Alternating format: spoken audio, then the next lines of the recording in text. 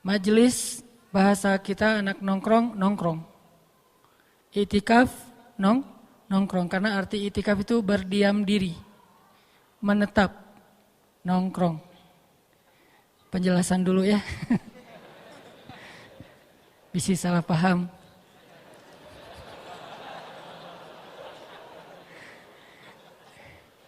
Dan ini adalah sebaik-baik tongkrongan insya Allah, walaupun kita tetap respect dengan tongkrongan-tongkrongan teman-teman yang lain di tempat main, di kafe dan seterusnya.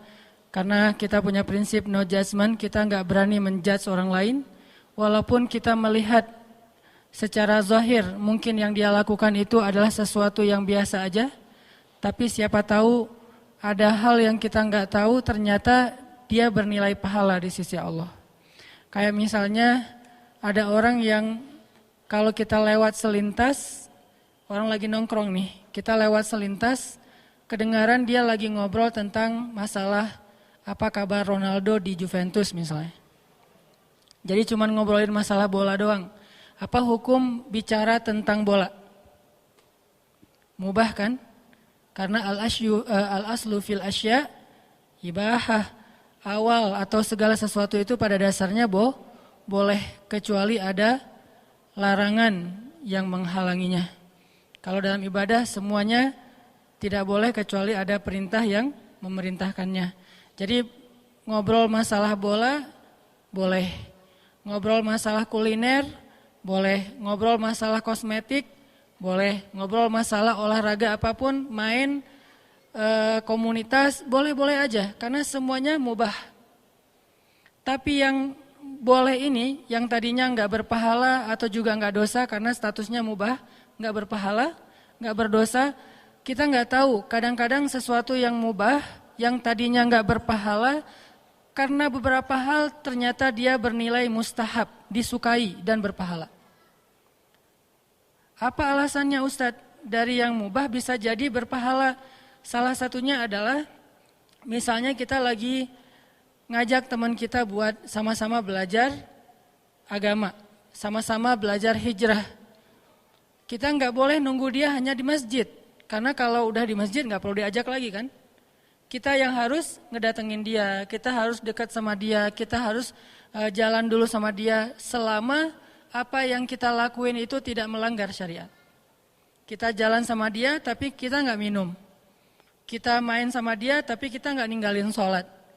Kita misalnya nongkrong sama dia tapi kita nggak membuka aurat dan seterusnya dan seterusnya.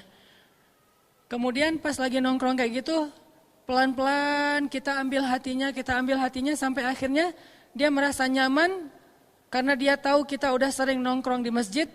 Akhirnya dia mulai nanya tentang masalah agama ke kita. Kalau menurut kamu yang udah sering belajar, ini boleh nggak ya hukumnya? Kita jawab, wah aku juga baru belajar, nggak tahu hukumnya, mending kita belajar sama-sama aja, aku juga penasaran hukumnya apa, kita tanya aja sama Ustadz.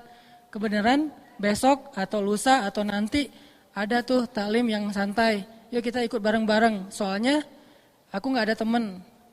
Atau bisa aja, oh ternyata di sana tuh banyak teman-teman kita, kalau bahasa anak Bandung kan barudak hungkul ya, jadi ternyata bukan orang lain, itu mah anak-anak main kita juga yang pada nongkrong di sana, sehingga dia merasa nyaman.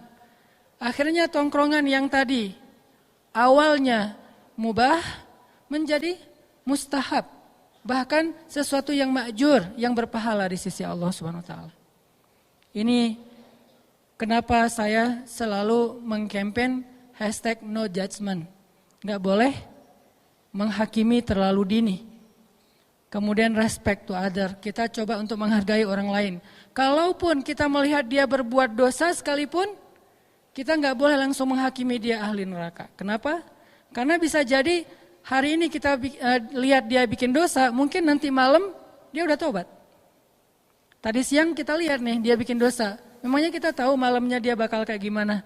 Padahal Nabi bilang Allah membuka pintu ampunan di malam hari untuk orang yang berbuat dosa di siang hari. Allah menyediakan ampunan di siang hari untuk orang yang berbuat dosa di malam hari. Jadi setiap hari itu Allah buka pintu ampunannya.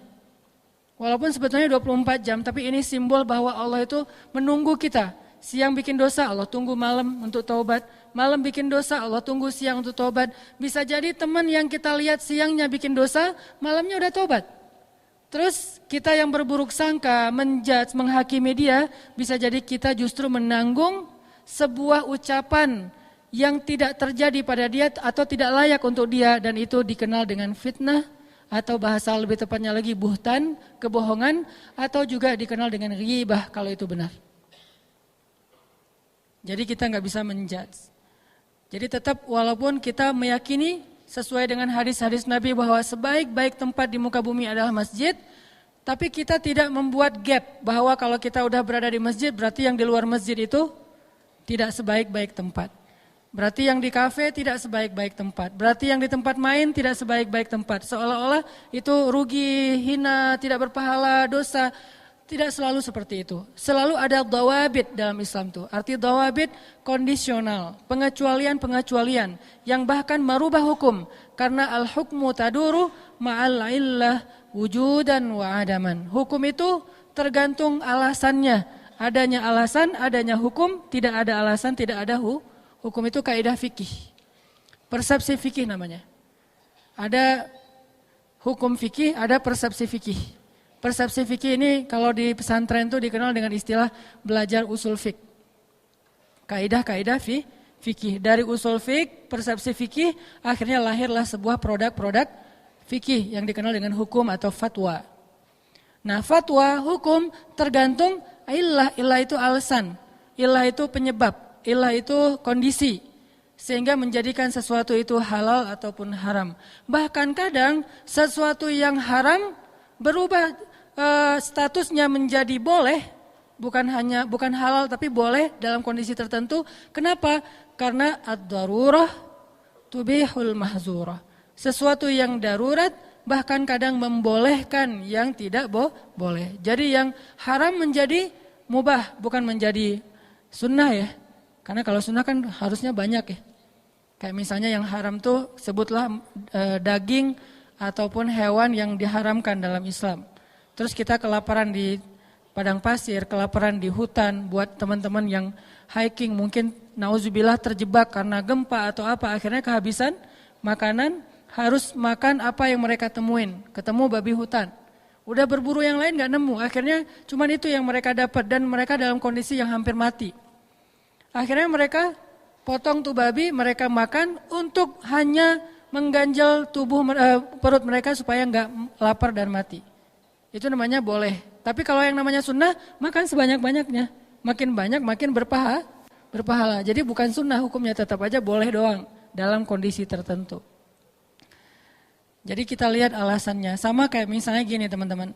Kita lagi ngobrol sama teman-teman ya. Bisa di grup, WA, Telegram, atau kita lagi kayak ketemuan, kopdar gitu. Lagi ngobrol kopdar gitu, tiba-tiba ada salah satu teman kita mulai mancing.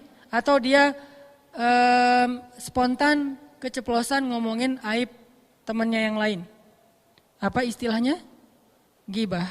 Dia spontan ngegibah, ngomongin tentang temannya, aib yang ada pada diri temannya, yang kalau dia dengar dia bakalan malu, itu namanya gibah.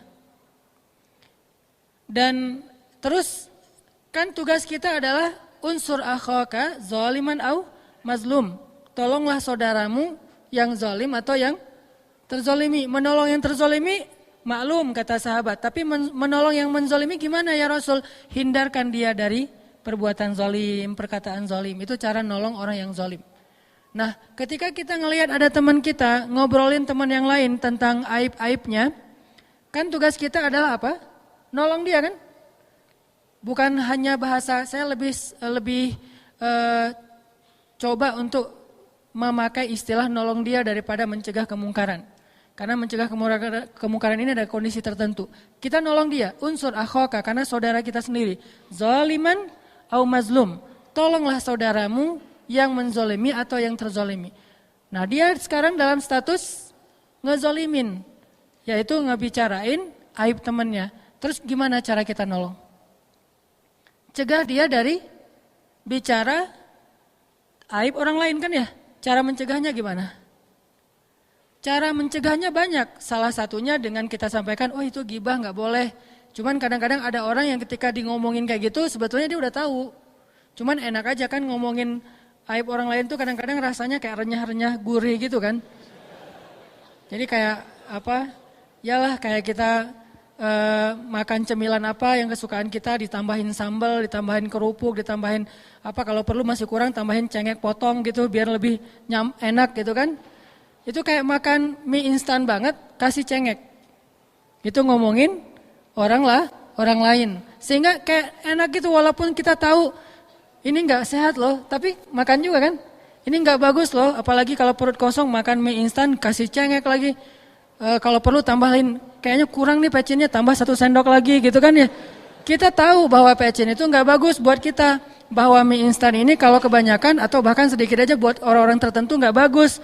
Bahwa ada pengawet enggak bagus dan seterusnya. Kenapa kita tetap makan? Karena emang enak. Kadang-kadang kita kayak pura-pura lupa. Lo makan mie instan terakhir kapan? Udah sebulan yang lalu deh. Perasaan baru kemarin gitu ya. Jadi kayak lupa udah sebulan yang lalu. Gitu juga dengan membicarakan aib temennya. Kita tahu itu nggak boleh. Kita tahu itu nggak bagus. Tapi rasanya tuh kayak gimana gitu.